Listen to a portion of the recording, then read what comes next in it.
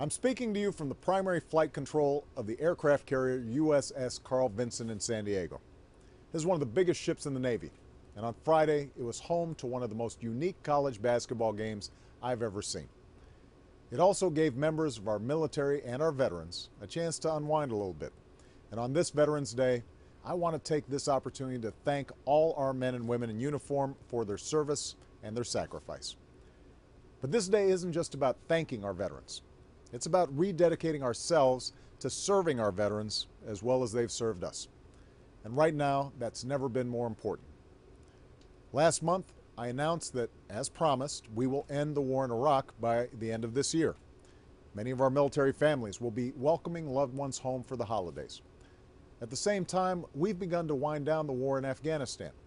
And in the next 5 years, over 1 million service members will transition back into civilian life, joining the 3 million who have already done so over the last decade. These are men and women who have served with distinction in some of the most dangerous places on the planet. But for many of them, the challenges don't end when they take off the uniform. Today, more than 850,000 veterans remain unemployed, and too many are struggling to find a job worthy of their talents and their experience. That's not right. We ask these men and women to leave their families and their jobs and risk their lives to fight for our country. The last thing they should have to do is fight for a job when they get home. To give our veterans the opportunity they've earned, I've directed the federal government to lead by example, and already we've hired 120,000 veterans. We've also challenged private companies to hire or train 100,000 post-9/11 veterans or their spouses by the end of 2013. So far, many patriotic companies have answered the call, hiring more than 16,000 Americans. And yesterday, thanks to the hard work of Michelle and Dr. Jill Biden, companies announced their commitment to train or hire 125,000 more over the next 2 years. But we still need to do more.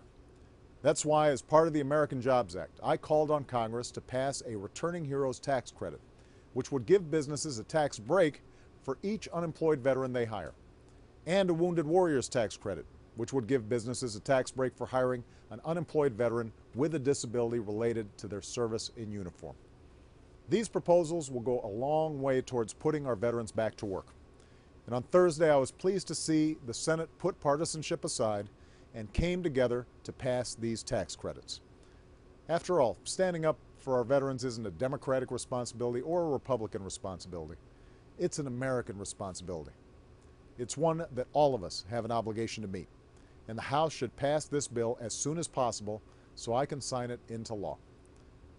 As Commander-in-Chief, I want every veteran to know that America will always honor your service and your sacrifice. Not just today, but every day. And just as you have fought for us, we're going to keep fighting for you.